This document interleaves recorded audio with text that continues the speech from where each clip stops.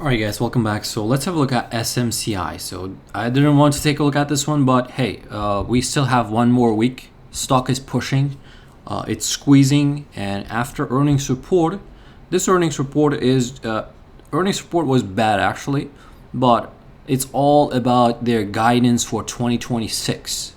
So they said in 2026 they guided up crazy revenue, but can we clear out 2023 to 2024? What happened with the accounting? And even this one. So basically, if you go take a look at the SEC filings, when they filed an SEC filings, SMCI,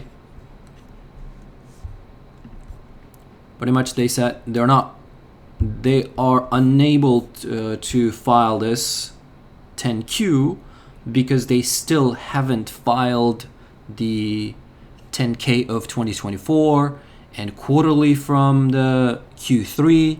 So and now Q4 is delayed as well, and whatever the EPS they submitted right here, I mean, you got to take everything with the grain of salt. Okay, so that's what I'm doing. Actually, I'm not trading the stock, I don't own any positions, but essentially whatever they said, it's just anything they said is just verbal. Nothing has been confirmed to me. Okay, so how can you trust a guidance if they haven't cleared the past yet? We want to know what happened from the August of 2023 to the August of 2024, because everybody's questioning this. Okay, we don't care about 2025 has just started. We don't care about anything else. Here, your accountant quitting and all that shenanigans, okay? But they have done a stock split. But we want to know what happened here, okay? We want to know the numbers here, because this is where stock went from 24 all the way to 122 and essentially did a round trip to the downside.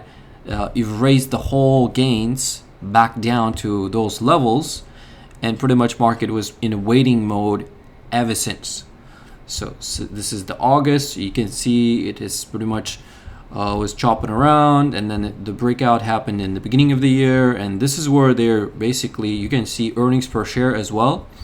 Pretty much they started reporting double earnings all of a sudden in a matter of one quarter.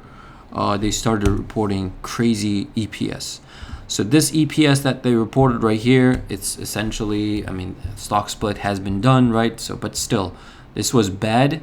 Market didn't like it when it came out that day. It was flushing all the way to 31, and then they started talking about 2026, giving crazy upside guidance and how much they're going to make money in 2026, which I personally don't care.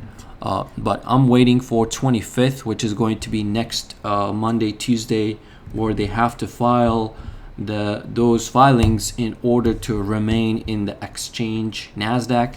So far, the support resistance levels. So yeah, the stock is squeezing. I have resistance around 50. This is where basically it had rejected a few times. But a little bit above, there's a 200-day moving average as well, which is red line on my chart. At the moment, it's just 52-ish. So if you think that the stock could push, I mean, yeah, for sure, this would be my resistance area. The support area would be, this is the area 35, and at the same time, that 35 is your 50-day SMA, 50-day simple moving average.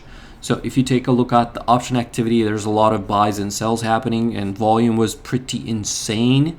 And by looking, I'm not gonna go into the individual orders, but I'm looking at pretty much from 540,000 puts that came in on Friday and 1 million calls that came in on Friday. I'm pretty much assuming by looking at the deltas that were traded, so half of the puts essentially were sold. So meaning people are seeking to collect premium. And going into that announcement, I mean, we hope that they're going to release it, right? The stock is not implying crazy move, actually. So stock is sitting at $48. IV is high for sure, yes. But the move, it's it's essentially pricing $11 move to the upside or downside. So it's essentially you're going into that date, you're essentially playing earnings, which means either the stock could flush down more than whatever the market is pricing in, like 10-15 bucks, or it can gap up, or it can chop around.